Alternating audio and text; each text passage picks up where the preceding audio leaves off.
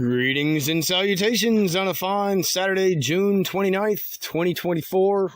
And it's been a lovely weekend. 100-degree weather today and yesterday, which is suits me just fine.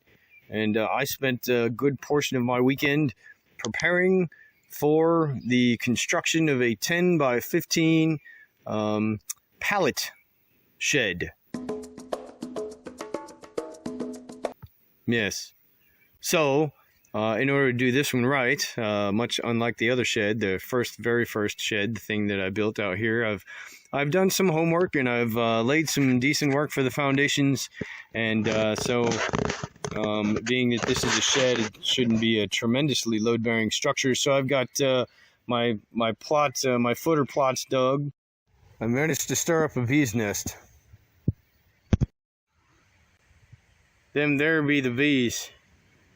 They were, they made themselves a place in the ground, right where I'm going to dig my center pole support for the 10 by 15 shed.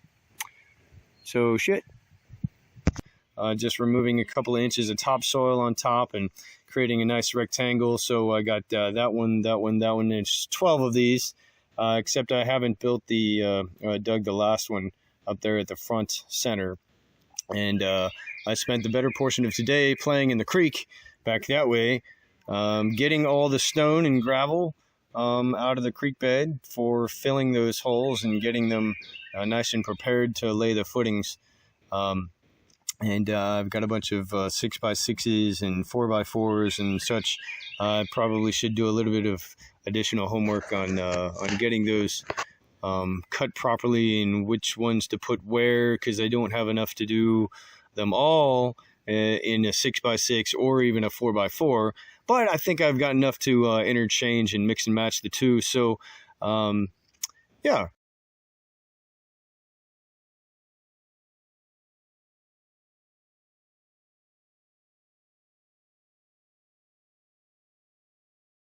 And then I spent a good portion of yesterday finishing the jars, the bottles, the mason jars, the pressure vessels for the biogas filter.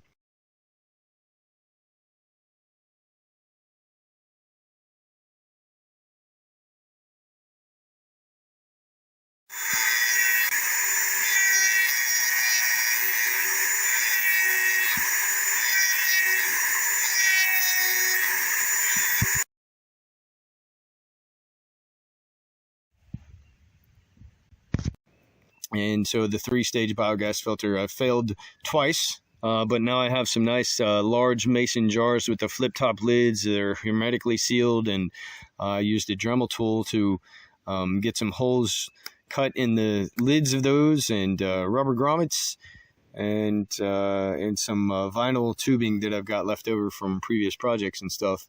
Then of course I also this weekend spent a little bit of time finishing the third quadrant of the screen house to protect them from the birds. You can see it behind the greenhouse way over there. And so let me zoom out. And so anyway, the screen house is coming along. Matter of fact, I'm going to climb down from this lovely pallet stack and give you more of a close-up. And there you have it, more of a close-up. So this is the third quadrant that I finished. These two were already finished.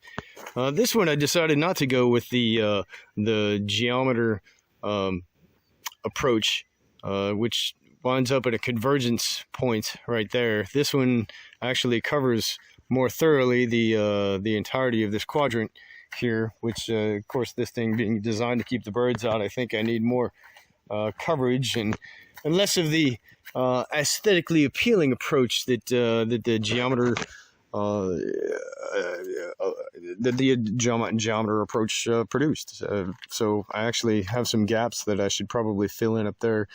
Let's see, some more great news. What the potato tower, the spud tower, has 3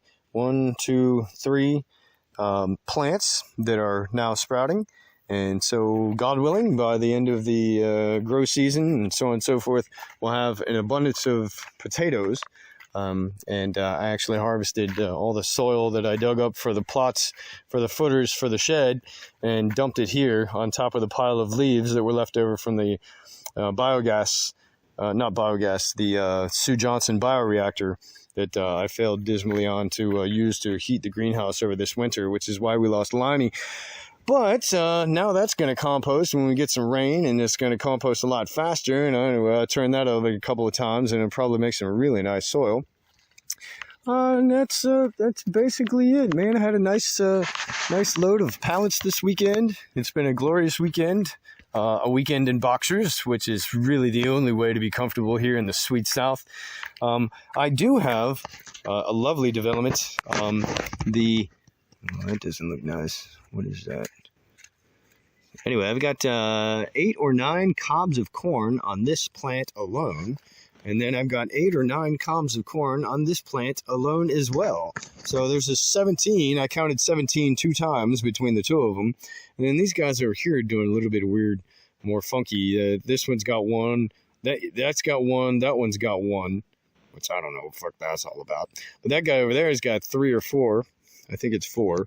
So those corns are kicking ass. And these corns are kicking ass. Those corns are... So anyway, I keep giving them a little bit of water and some of the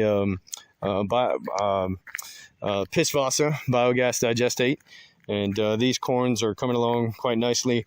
I did some hand pollinating this weekend and last weekend with all the cobs that we got going on. So as you can see, the silks are browning. So I think I've done a pretty nice, thorough job getting them pollinated properly. And, yeah, God willing, we'll have ourselves a whole shitload of corn harvest when the time comes around. This looks like another one getting ready to come. So these are being very productive. And I don't know if it's the piss fossa. I don't know if it's the soil. Maybe it's a combination of the two. Maybe it's beginner's luck.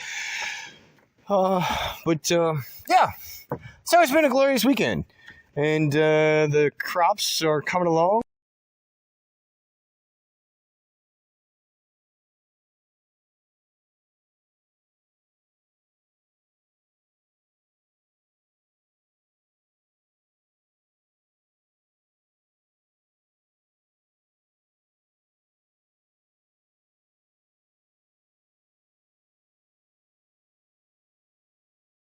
The figs are really kicking ass, which I'm going to put you on pause and we'll come back to you when I've got a good view of that.